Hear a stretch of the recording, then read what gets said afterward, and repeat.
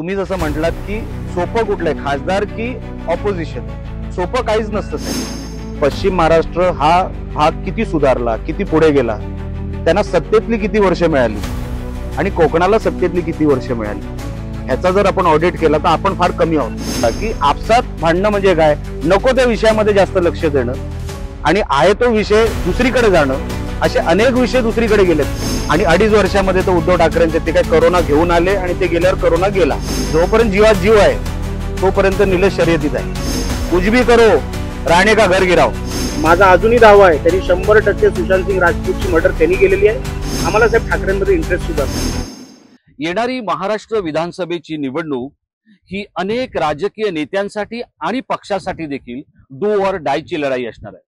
या लढाईमध्ये जिंकू किंवा मरू अशाच पद्धतीत अनेक राजकारण्यांना, विशेषतः नेत्यांना उतरावं लागणार आहे.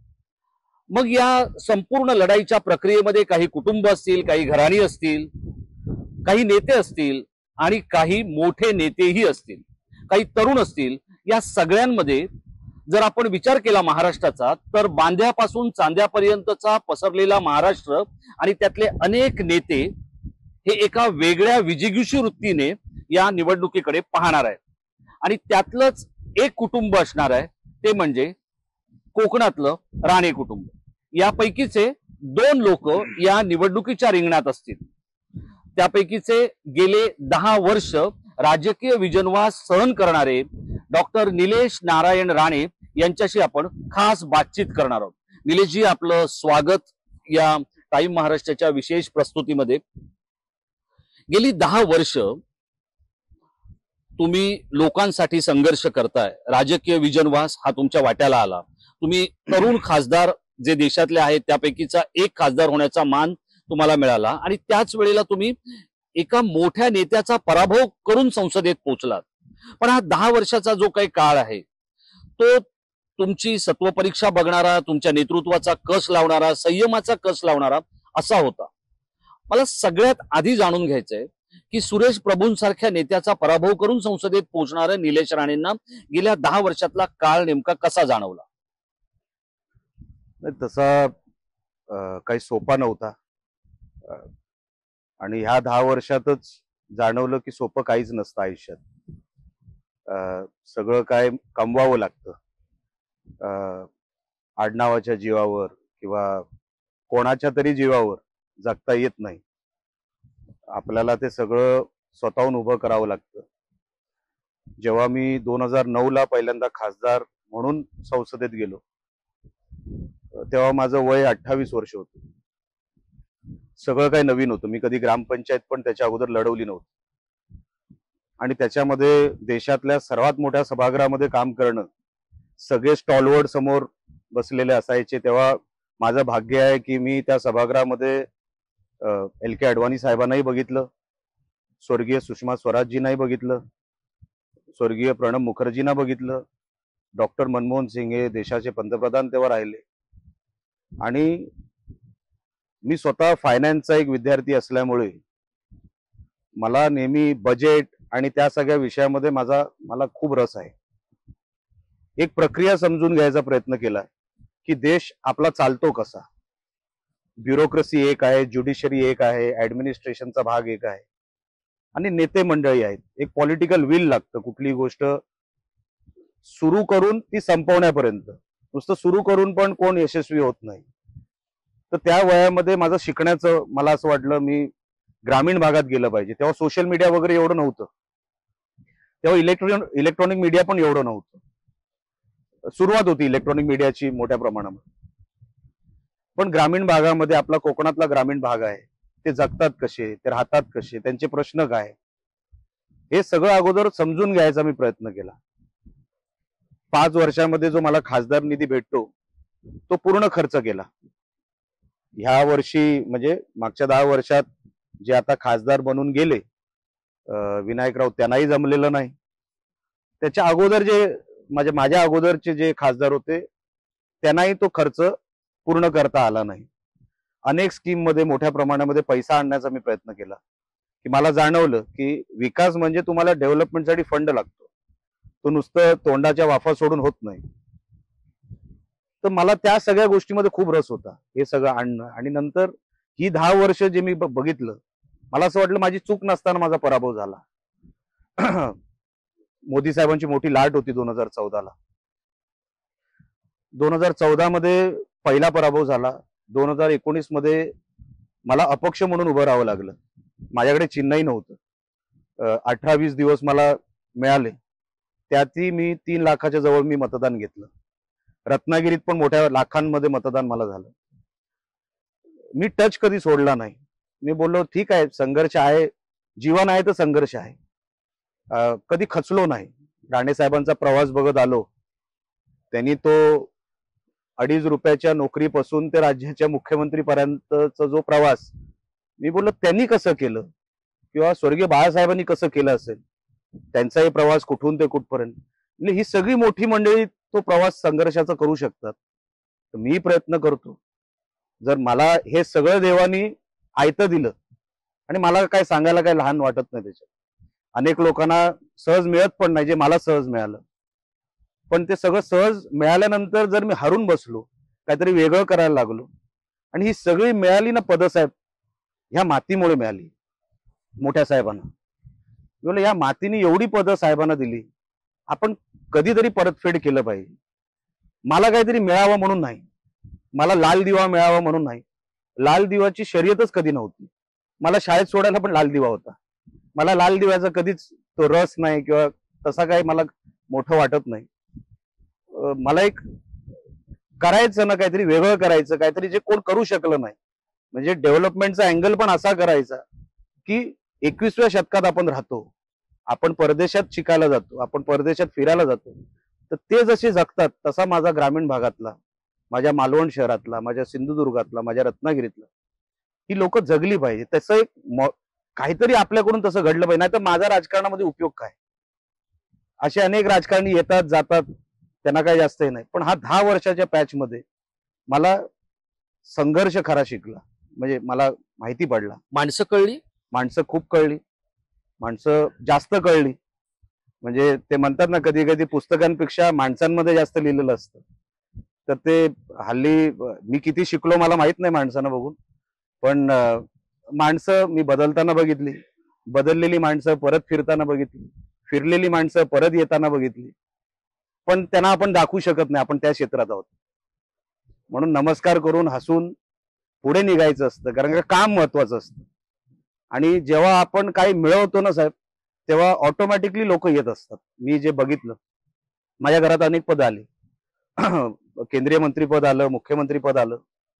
जी माणसं पदांच्या वेळेला दिसतात ती इतर वेळेला दिसत नाही. हे खरंय, 100% खरं आहे. सगळीच नाही म्हणत आहे मी, बरीच. मी टक्केवारी पण तुम्हाला सांगू शकत नाही, बरीच. म्हणजे अरे हा होता ना, हल्ली दिसत नाही. मग परत कधी ते पद मिळालं कुठलं तसंच, मग ते अरे हा तेव्हा आला होता. हे सगळं जे काय आहे ना, हे साहेब मला माहित नाही हे ह्युमन नेचर आहे की नाही. पण गडकरी साहेबांचं एक भाषण मी कुठेतरी ऐकलं होतं, आणि गडकरी साहेबांनी भाषणामध्ये म्हटलं होतं की मी आज ज्या पदावर आहे ना, म्हणून मला बोलवलं जातं.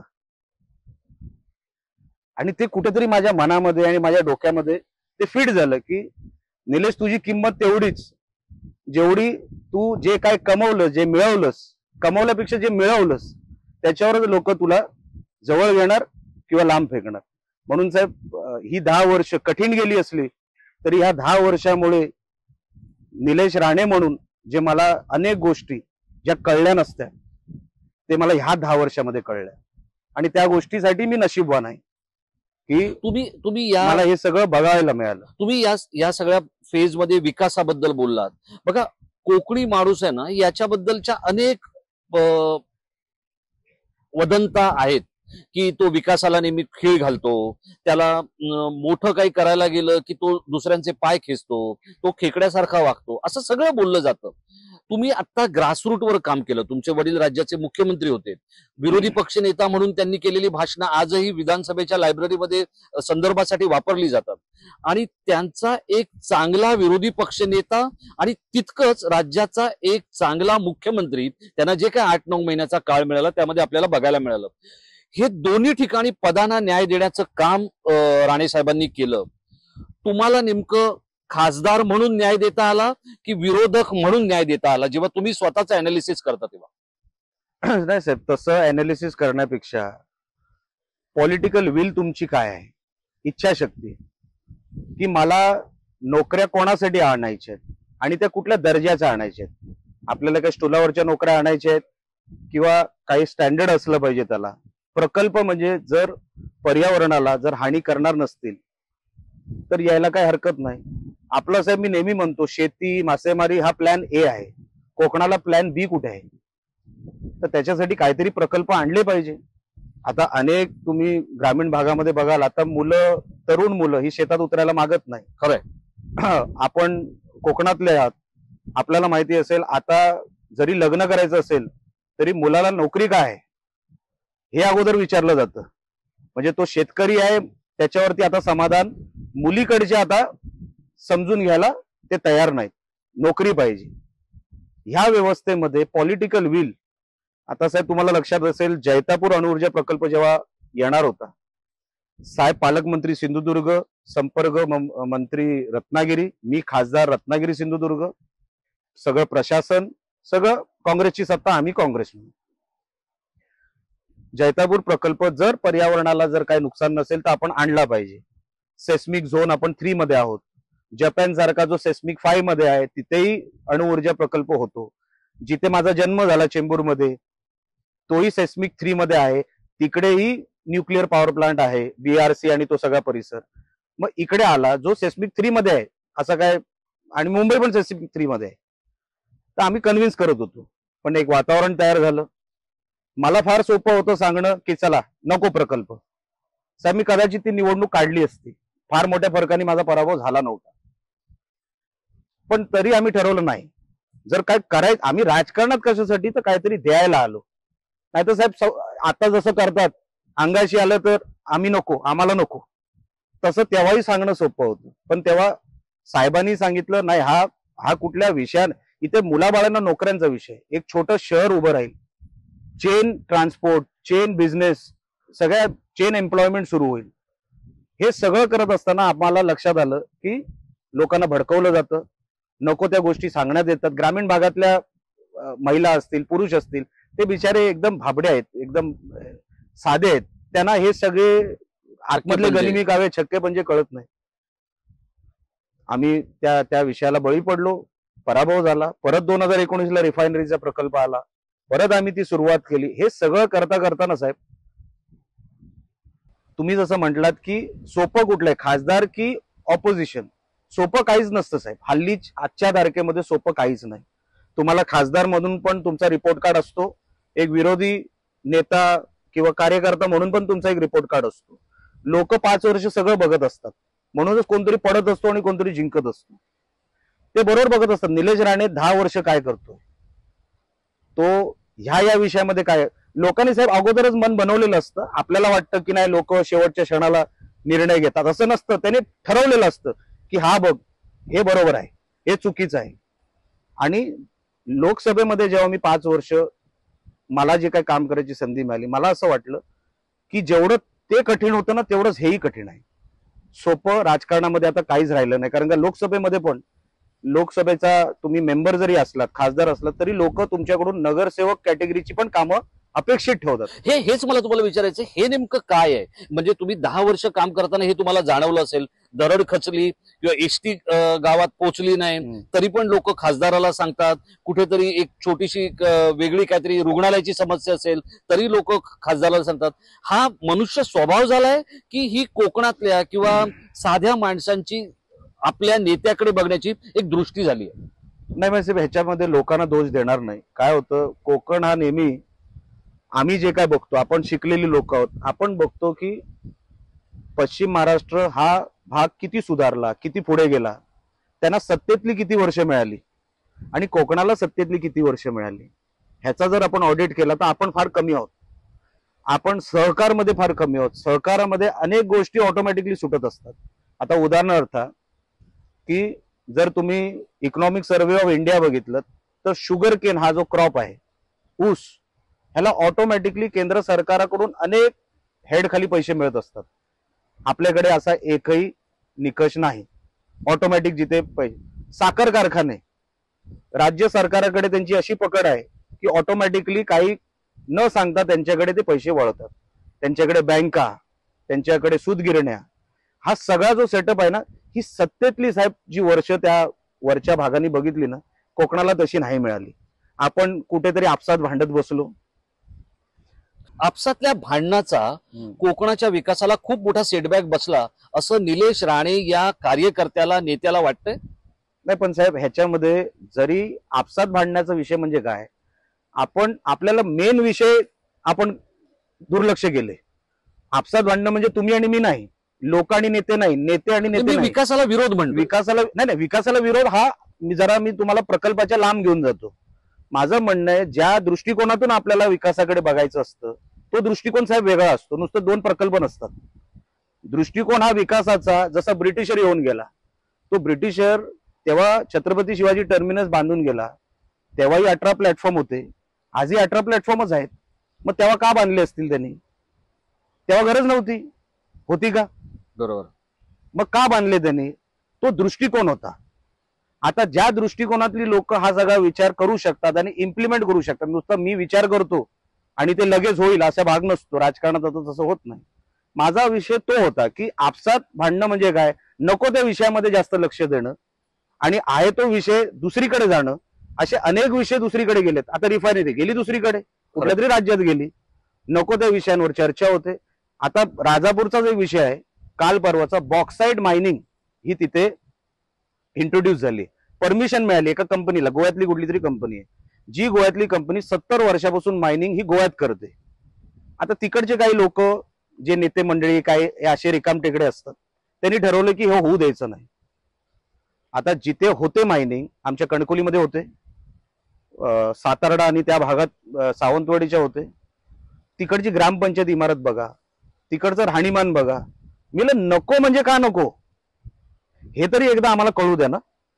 ते सांगायचं नाही, नाही नको ते हे बघा ते बघा. मी बोललो, अरे भाऊ, तुझे वाचतो ते तुला तरी कळतंय का? पण विरोध तो कशाला, का विरोध आहे मला काय कळलं नाही. जर बॉक्साईट सारखी मायनिंग, त्याच्यामध्ये आक्षेप घेण्यासारखं काय आहे? ते खड्डा खोदणार, आणि ही गव्हर्नमेंटनी दिलेली परमिशन आहे, मी दिलेली नाहीये. माझा कोण तो गोव्याचा कोण नातेवाईक लागत नाही.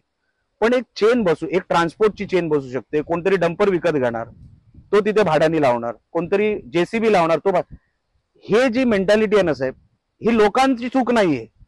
आपण पण कुठेतरी चुकलो लोकांना समजवण्यासाठी. नको ती लोक काय तर प्रेझेंटेशन जे काय करत असतात ना, त्याच्यामुळे हे सगळं भरकटलं गेलं. माझं म्हणणं सोपं आहे की जे कोण नेते मंडळी आहेत ना, जे स्वतःला फार मोठे समजतात, त्यांनी कधीतरी याचा विचार केला पाहिजे, आपण कोकणाला काय दिलं. जसं निलेश राणे आज, अरे तुझी गरज काय आहे कोकणाला, तू काहीतरी देशील ती गरज आहे ना.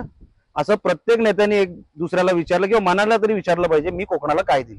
मला सांगा की हे तुम्ही बोलताय, हे ऐकणं हे खूपच ज्याला आपण म्हणतो की रोमांचित करणार आहे आणि ती फॅक्ट आहे. पण जर आपण दुसरीकडे पाहिलं तर 2014 पासून राज्यामध्ये युतीचं सरकार आहे. म्हणजे 2014 ते आता 2024 पर्यंत, अशा 10 वर्षामध्ये मग देवेंद्र फडणवीस असतील, नारायण राणे असतील, एकनाथ शिंदे असतील, उद्धव ठाकरे असतील, मी नेता म्हणून बघत नाहीये, पण ही हिंदुत्वाला मानणारी किंवा एक हिंदुत्ववादी विचारसरणीची मंडळी आहेत. यांच्या 10 वर्षाच्या काळात खरंच कोकणाला काही मिळालं नाहीये असं एक सामान्य माणसांना ग्राउंड रिएलिटी जेव्हा आपण चेक करतो तेव्हा दिसतं.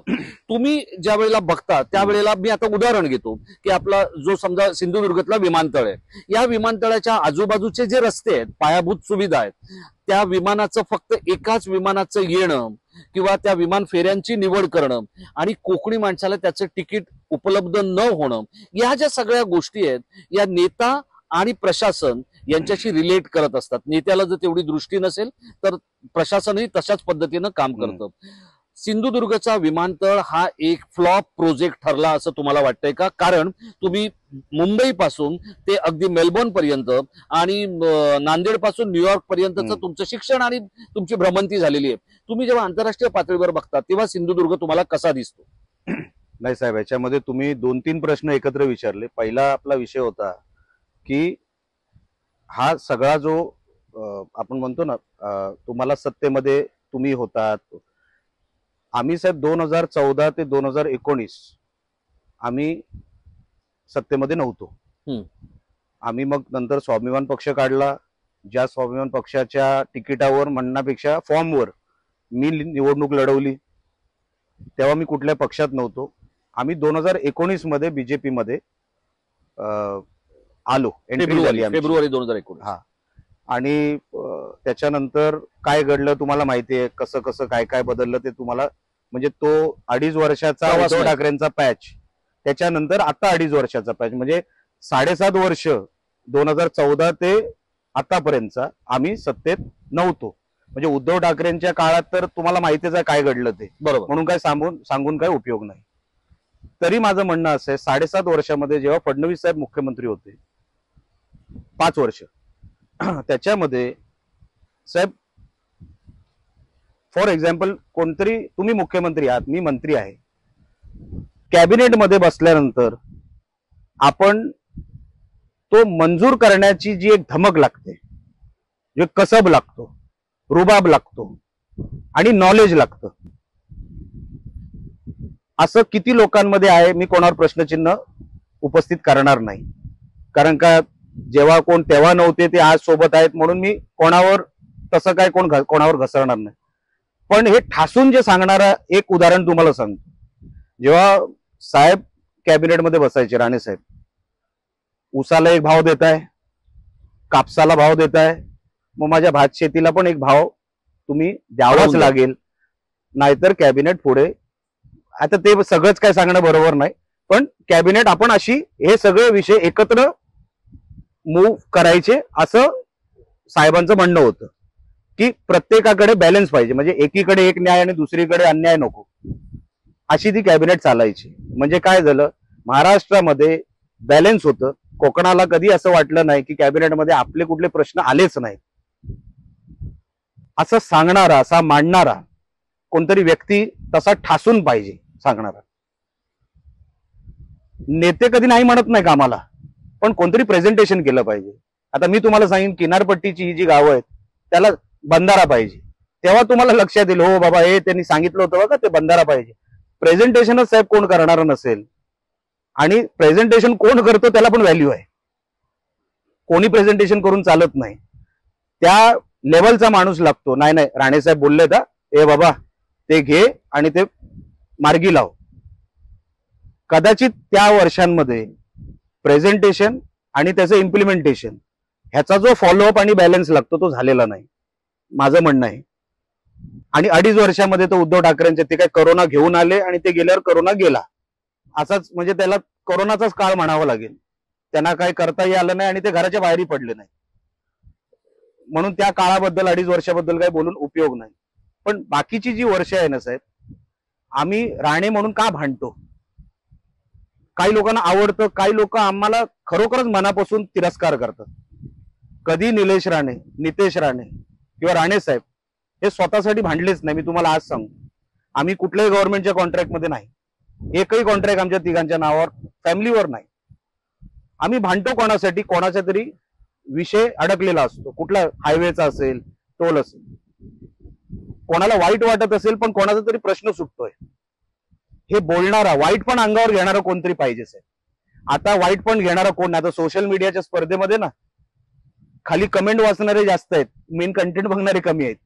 कोणाला किती शिव्या पडतात हे बघणारे जास्त आहेत, आम्हाला पडत असतील, पण जर मी त्या कमेंटची पर्वा केली ना साहेब, कोणतरी उघडा पडणार. मी त्याच गोष्टीकडे येणार आहे निलेशजी, की तुमची जी एक इमेज बनवली गेली सोशल मीडियावर, आता तुम्ही सोशल मीडियाचाच विषय केला त्यामुळे मी तुम्हाला विचारतोय, आणि याचं तुम्ही मनमोकळे पद्धतीनं उत्तर द्यावं असं मला वाटतंय. तुम्हाला महाराष्ट्राच्या राजकारणात, विशेषतः कोकण किनारपट्टी किंवा मुंबई ठाण्याच्या कॅनव्हासवर तुम्हाला एक विलन ठरवण्याचा प्रयत्न काही मंडळींनी केला, त्याच्याकडे तुम्ही कसं बघताय? म्हणजे त्याचं तुम्हाला एक दर्पण येतं, प्रेशर येतं, की त्या विलनशिपची एक फोबिया तुम्हाला तयार झालाय?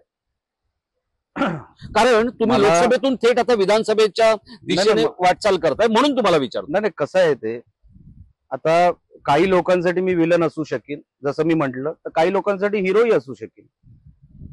राजकारणात परमनंट विलनही कोण नसतो आणि परमनंट हिरोही कोण नसतो. जेवढं मी वाचलं बघितलं आणि जे काय प्रवास अनेक लोकांचा नेत्यांचा मी बघितला, राजकारणामध्ये प्रत्येक त्यांच्या जीवनामध्ये ते काही वेळेला हिरो असतात, काही वेळेला विलन असतात. काही लोकांनी मला विलन बनवलं असेल. माझं म्हणणं आहे की साहेब, मला कोण मैदानात हरवू शकत नाही. काहीतरी त्यांना असं तयार करावं लागतं, माझ्याबद्दल प्रोपगंडा तयार करायला लागतो की हा असाच आहे. असा प्रोपगंडा केला गेला? 100% केला गेला साहेब, 100% केला गेला. अहो साहेब, आमच्या छत्रपती संभाजी राजेंवर पण ही परिस्थिती आली. मी तर फार लहान माणूस आहे, जो कोणाच्या संध्याकाळच्या टेबलावर नाही, जो कोणाच्या धंद्यात नाही, आम्ही कोणाच्या घरात जात नाही, आम्ही कोणाची चहा पित नाही, हा कशातच काही सापडत नाही. जर ह्याला असा हरू शकत नाही, मग त्याला बदनाम करून त्याला संपवलं पाहिजे. मला मान्य आहे राजकारणाचं हे आपण पार्ट अँड पार्सलच म्हणतो ना, मला सगळं मान्य आहे साहेब. हे 10 वर्ष मी हेच बघत आलो, हा असा आहे, हा रागीट आहे वगैरे वगैरे. आता अनेक स्टोऱ्या अशा निघतात की ह्यांनी असं केलं, ह्यांनी तसं केलं. ते कधी कधी आमच्यापर्यंत येत असतात, सगळ्या येतात. मी बोल हे पण मी केलं, बोला अरे मलाच माहित नाही, हे पण मी करू शकतो. ते म्हणजे इमेज तयार केली जाते. मी तुम्हाला तेच सांगणार आहे. बघा, राज ठाकरे आणि अजित पवार हे दोन नेते असे आहेत की जे प्रॉम्प्ट ऍक्शन वाले ओळखले जातात. आतमध्ये एक बाहेर एक असं त्यांचं नाहीये. जे होईल ते होईल, जे नाही ते नाही म्हणायला त्यांची तयारी असते. आणि ते दोघही स्वयंभू आहेत, ते त्यांच्या पद्धतीत काम करत असतात. दोघही राजा दिल आहेत. म्हणजे जर ते तुमच्या प्रेमात पडले तर ते तुमच्यावर भरभरून प्रेम करतात. मला महाराष्ट्राच्या राजकारणात निलेश राणे हे एक तसं कॅरेक्टर वाटतं की बाबा या दोन लोकांसारखं आहे. जे आहे ते मोकळं टाकलं, आपल्या लोकांवर जीवापाड प्रेम करणारा असा नेता आहे. पण तरीही तुमचा विलन जितका मोठा आहे तितका तुमचा हिरो मोठा होऊ देत नाहीये तुमचे विरोधक. हे काय आहे? हो, प्रत्येक मी जसं म्हटलं की अजून काही शर्यत संपलेली नाही. संपलेली नाहीये नाही अजून. जोपर्यंत जीवात जीव आहे तोपर्यंत निलेश शर्यतीत आहे.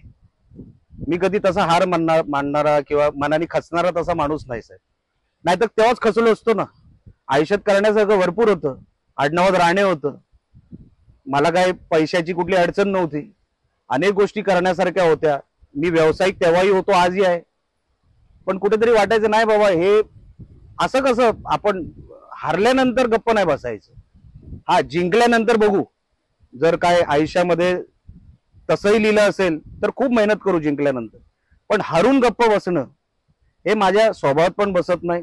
मी कधी खचत नाही साहेब. लोकांना वाटत असेल की हा काहीतरी करतो, हा विचित्र आहे वगैरे वगैरे. विचित्र म्हणण्यापेक्षा हा रागीट आहे. अगदी बरोबर, तुम्ही नेमका शब्द स्वतःसाठी वापरता. मला सुद्धा धाडस लागतं.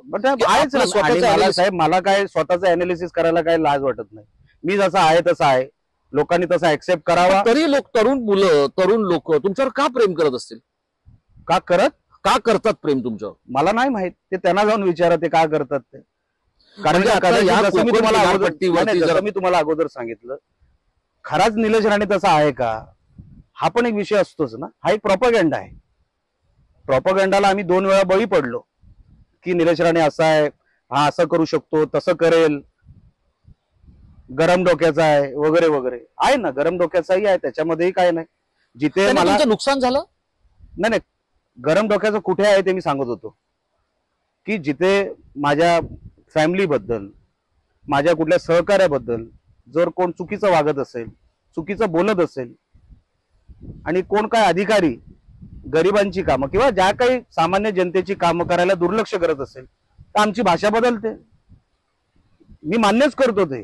पण माझ्या स्वतःसाठी केलेली एक केस कधी सुरुवातीपासून ते आतापर्यंत मला कोणी दाखवावी की निलेश राणेंनी ही केस स्वतःसाठी घेतली. मी तुम्हाला खात्रीला एक सांगतो, बाकी तुम्ही तुमचा रिसर्च करा. पण काय होतं, निलेश राणेला विलन करून जर लढाई सोपी होत असेल तर ते लढाई स्वतःसाठी सोपी करतायत. 10 वर्षामध्ये लोकांना लक्षात आलं, अरे हा निलेश तसा नाहीच आहे. हा कोणासाठी भांडतो, हा स्वतःसाठी भांडत नाही. मी राहतो कुठे, मी बोलतो कसा, हे कोण ओळखू शकतो साहेब? माझ्या जवळचा माणूस. ही टीप कोणी दिली? जवळच्या माणसाने.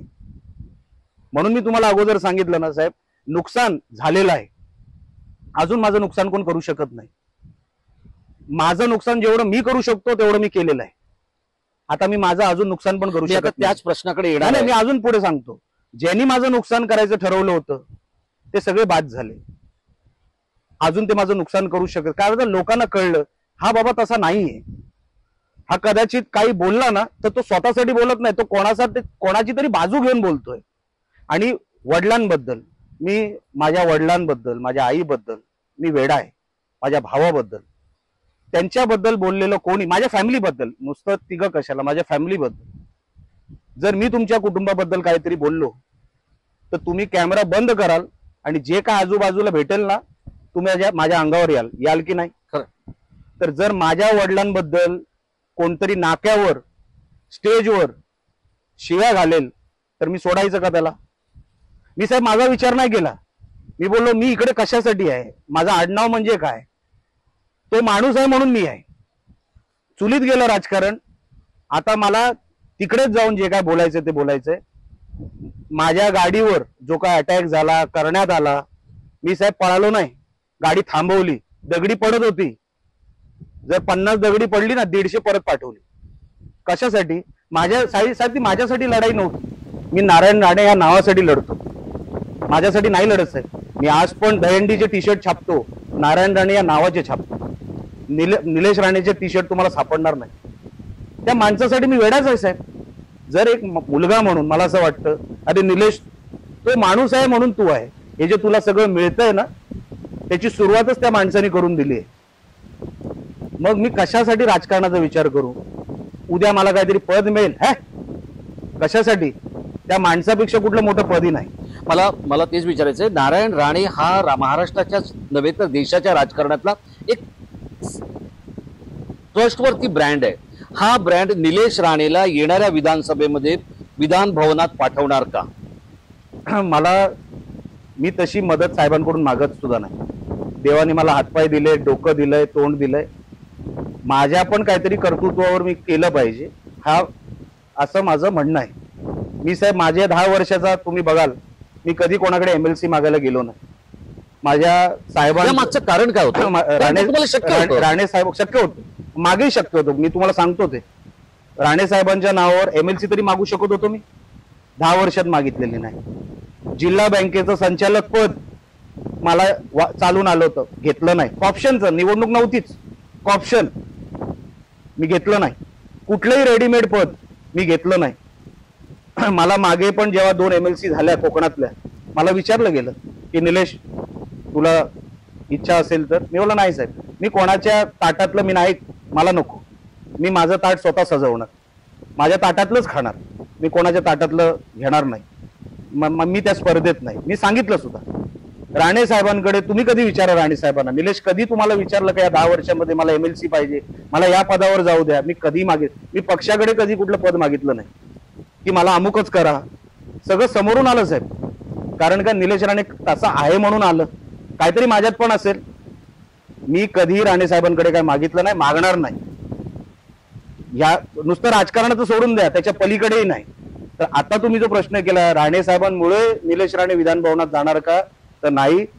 जर कुडाळ मालवणची जनता ठरवेल की निलेश राणेला आज त्या विधानसभेमध्ये पाठवायचं आहे तरच निलेश राणे जाणार. माझा पुढचा प्रश्न थोडासा बोचरा आहे, तर त्याचं तुम्ही उत्तर तितक्या खिलाडू वृत्तीनं द्यावं असं मला वाटतंय. हा तो मतदारसंघ आहे, या मतदारसंघाने नारायण राणे यांच्यासारख्या जायंट लीडरला पराभवाची चव चाखायला लावली. आणि तोच मतदारसंघ ही निलेश राणेने स्वतःची ऍसिड टेस्ट म्हणून करून घ्यायची तयारी दाखवलेली आहे. तुम्ही मेंटली, फिजिकली, फिनान्शियली, सोशली किती प्रिपेअर आहात त्या लढाईसाठी? गेली 4 वर्ष तुम्हाला मी काम करताना पाहतोय अत्यंत शांतपणे. हा जो शांतपणा केलेलं जे काम आहे हे तुम्हाला खरंच सक्सेस देऊ शकेल असं वाटतंय? विद्यमान लोकांबद्दल असलेला अँटी इन्कम्बन्सी आणि एकूणच महाराष्ट्राची पॉलिटिकल सिनारिओ कुठे घेऊन जाते? नाही साहेब, हे तुम्हाला हे ऍसिड टेस्ट वाटत असेल, पण तसं काय ह्या विद्यमान आमदारांनी किंवा व्यक्तीने, आमदारांनी म्हणण्यापेक्षा व्यक्तीने तसं काही चित्र ह्या मतदारसंघात उभं केलेलं नाही. तुम्हाला एक पहिलंच सुरुवातीलाच सांगतो, 2014चा पराभव हा पराभव राणे साहेबांचा नव्हता. आमच्या अवतीभोवतीमध्ये काही लोक होती ज्यांना हवं होतं की हे व्हावं म्हणून झालं. आता पण विद्यमान ह्या व्यक्तींच्या आजूबाजूची तुम्ही लोक बघाल ती आमचीच लोक आहेत, आमच्याकडून तिकडे गेलेली लोक आहेत. त्यांच्याकडे स्वतःची टीमवर्क सुद्धा नाही, आजही नाहीये. आजही ते आमच्या लोकांच्या जीवावरच आहे. जे काय त्यांची जी संघटना आहे ना ह्या जिल्ह्यात, ती आजही आमच्या इथून गेलेल्या तिकडे गेलेल्या लोकांवरच आहे. म्हणून साहेब काय साहेबांमुळे हरलेले नाहीत. आमच्यामध्ये काहीतरी असा काहीतरी विषय झाला की वैभव नाईक किंवा आताचे जे विद्यमान आमदार आहेत त्यांना त्याचा फायदा झाला. स्वतःच्या कर्तृत्वावर ते जिंकून आलेले नाहीत. Point number 1. Point number 2, acid test ही म्हणता येणार नाही. कारण का जसे सुरेश प्रभू साहेब माझ्यासमोर जेव्हा 2009ला उभे होते, ते जसं आव्हान होतं की एक मोठा स्टॉलवर्ड माणूस आहे, विचारवंत माणूस आहे, डिलिव्हरी दिलेला माणूस आहे, अशा व्यक्तीसमोर आपण कसं लढावं, ते जेव्हा एक आपण बोलतो ना एक बॉटलनेक तेव्हा होतं ना, तसं बॉटलनेक आज नाही. अँटी इन्कम्बन्सी एक मोठा फॅक्टर आहे. आमची टीमवर्क आता एका टीमवर्क मध्ये काम करते. तेव्हाची जी कंडिशन होती, आता तसा एकही काळा डाग आमच्या संघटनेच्या कुठल्याही नकाशावर आता दिसणार नाही. म्हणून आम्ही टीमवर्क मध्ये काम करतो. निलेश राणे म्हणजे एकटा नाही, टीमवर्क. त्या टीमवर्क मध्ये आम्ही जे काय 4 वर्षामध्ये सेटअप करू शकलो. आम्ही साहेब ग्रामपंचायती घेतल्या, आम्ही साहेब जिल्हा बँक घेतली, आम्ही खरेदी विक्री संघ घेतला, आम्ही सगळ्या बाजार समित्या घेतल्या, सगळ्या कृषी सोसायट्या घेतल्या. सगळीकडे आम्ही पहिले रिझल्ट दिला. छोट्या छोट्या निवडणुकीपासून ते आतापर्यंत तुम्ही लोकसभेला पण जर बघाल तर इथे 27,000ची लीड आहे. हे फक्त आमदारांचंच अपयश आहे असं एक जरी खरं असलं तरी आम्ही टीमवर्क मध्ये काय करू शकतो हे त्याचं चित्र आहे. आणि म्हणून ऍसिड टेस्ट वगैरे एवढं काय तेव्हाही काय आमच्या चुकीमुळे झालेलं नव्हतं. आमच्यातले कोण असे होते ज्याचा फायदा वैभव नाईकांना झाला. आज ती परिस्थिती नाही. आज सगळे एक संघ आहेत, एका टीमवर्क मध्ये काम करणारे आहेत. आणि अँटी इन्कम्बन्सी, कारण का 10 वर्षामध्ये साहेब नुसतं राणे ही टीका, त्याच्या पलीकडे आता जे विद्यमान आमदार जे आहेत ते दुसरं काय विचारच नाही त्यांच्याकडे. सकाळी उठले की राणेंवर टीका, राणे पडले ना, आता कशाला टीका, आता तुम्ही काय केलं ते दाखवायची वेळ आली. मी तेच विचारतोय, आता येणाऱ्या जर आपण विधानसभेचा विचार केला तर निलेश राणे यांच्या डोक्यातला जो डेव्हलपमेंट प्लॅन असेल किंवा विकासाचा एक जो काय ब्ल्यूप्रिंट असेल ती काय आहे? कारण बघा खूप साऱ्या गोष्टी इथे व्हायच्या राहिलेल्या आहेत. आजही समुद्र किनाऱ्याची गावं, त्याचप्रमाणे विजेची समस्या, नेटवर्कची समस्या, या सगळ्या गोष्टी इथे अजून तशाच आहेत. साहेब निलेश राणेंना काय वाटतं? 10 वर्षामध्ये आता जेव्हा मी ग्रामीण भागाची आम्ही सगळी मॅपिंग केली, रेकी केली म्हणण्यापेक्षा रेकी केली की 10 वर्ष 2014 नंतर साधं डांबराचं काही खडीचं पण लेअर पडलेलं नाही. रस्त्यांची अवस्था तुम्हाला सांगतो, शाळेंची अवस्था त्याहून बिकट, सिव्हिल हॉस्पिटल, प्राधिकरण, collector office, SP office, SP घर, कलेक्टर, हे सगळं ह्या मतदारसंघात येतं. याला जिल्ह्याचं नाक आम्ही समजतो. तुम्ही प्राधिकरणाची हालत जाऊन बघा.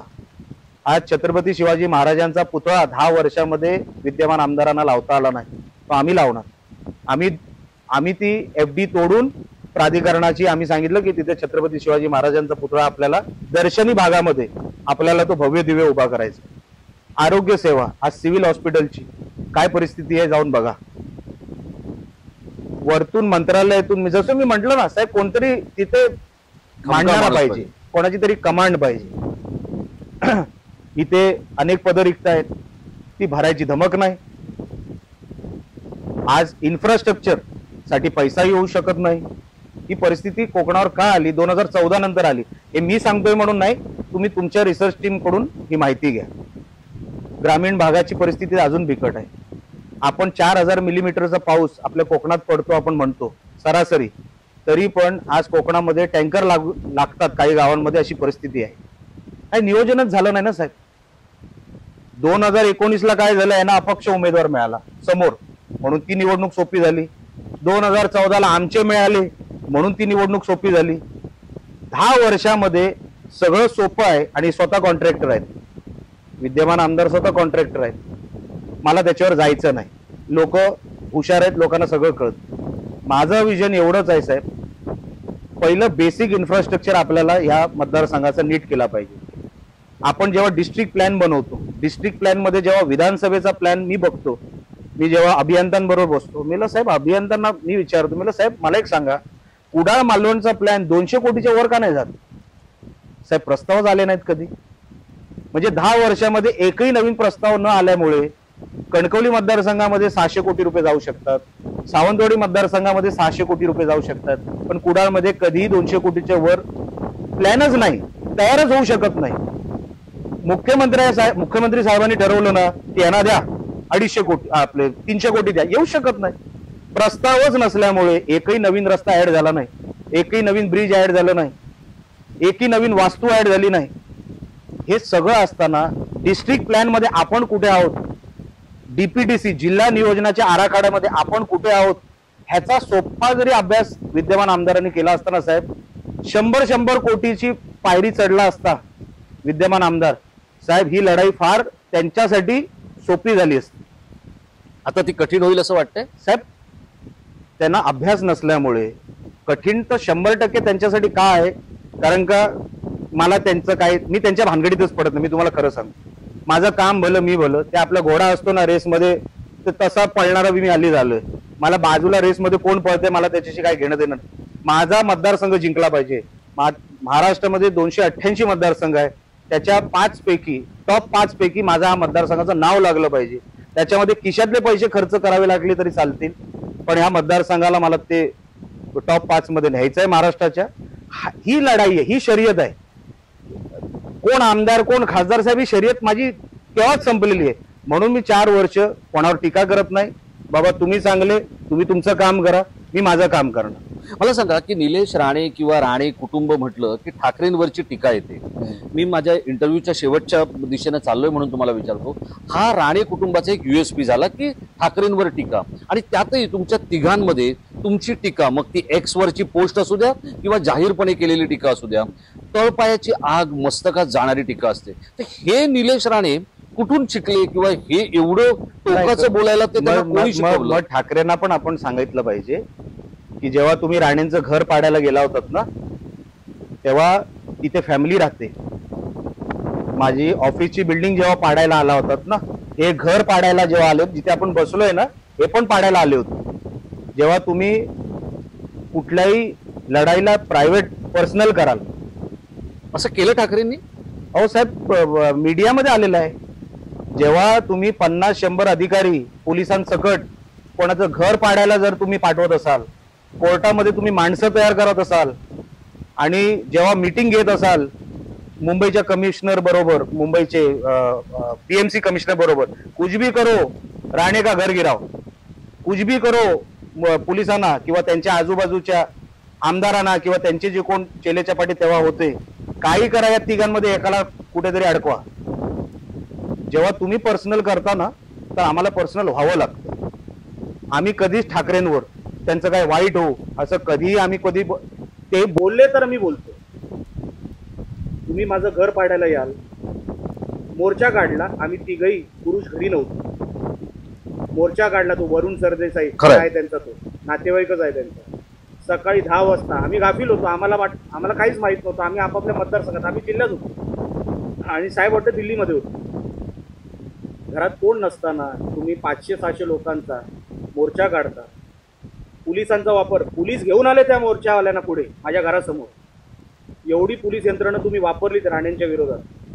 जी काय पोरं जमू शकली आमचं घर हे करायला, प्रोटेक्ट करायला, ती पोरं लाठीचार्ज पोलिसांनी त्यांच्यावर केला. म्हणजे पोलीस यंत्र, हे कोण तुमचे अधिकारी, मी नाव घेऊन सांगतो, हे विश्वास नांगरे पाटील, हे सगळे जे होते ना वरुण सरदेसाई बरोबर आलेले, ते एका कोपऱ्यात होते. हे नांगरे पाटील आले आणि ते सगळा मॉब पुढे आला. कोण घेऊन आला मॉब तो? हे असे अनेक विषय आहेत. आम्ही बोलू शकतो, आम्ही कधी तुमच्या घरावर आलो नाही. आता जर आम्ही बोललो तू दिशा सालियांना मारलंस, तसे पुरावे आहेत. आदित्य ठाकरेंनी दिशा सालियांना मारलं, पुरावे आहेत. आदित्य ठाकरेंनी सुशांत सिंग राजपूतला मारलं, पुरावे आहेत. CDR रिपोर्ट काढा, तेव्हा आयोग कोण होता? हाच सचिन वाझे. सुशांत सिंग राजपूतच्या केसला आयोग कोण होता? सचिन वाझे. CDR कुठे आहेत? नाही आहेत. दिशा सालियांची बॉडी जाळायला एवढी काय घाई होती? तिची बॉडी जाळली, आता पोस्टमॉर्टम कुठून होणार? सुब्रमण्यम स्वामी काय बोलले होते की बॉडी जाने के बाद तुम क्या फॉरेन्सिक होगा कैसे? कुठल्याही डबीला उद्या मी निलेश राणे नाव लावीन फॉरेन्सिक डबीला, म्हणजे ते काय निलेश राणेची काय फॉरेन्सिक झाली की काय? असं होत नाही. आम्ही हे सगळे विषय पुरावे मिळाले म्हणून बोललो, आम्ही हवेत गोळीबार केलेला नाही. पण ठाकरे नेहमी असंच करतात की राणेंना संपवा. जिल्ह्यामध्ये हे सगळे जे आहेत ना, कोण जे काय विनायक राऊत असतील वगैरे जे कोण आहेत, त्यांनी जेवढी शिवीगाळ केली राणेंवर, त्यांना बक्षीस, त्यांना पदं, त्यांना वावा, हे लक्षात ठेवा. राणेंचा विरोधक आहेस ना, तुला बक्षीसच आहे, तुला पदं बोलशील ते मिळतील. हे ठार मारायपर्यंत आले होते आमच्या तिघांपैकी एकाला, की काही करा. हे मी तुम्हाला पुरावे हे तुम्ही जाहीर ऑन कॅमेरा बोलतो. ऑन कॅमेरा सांगतो. एका आमदाराला बोलले त्याच्या, तू काही कर, तिघांपैकी एकाला ठार मार. हे मी ऑन कॅमेरा सांगतोय.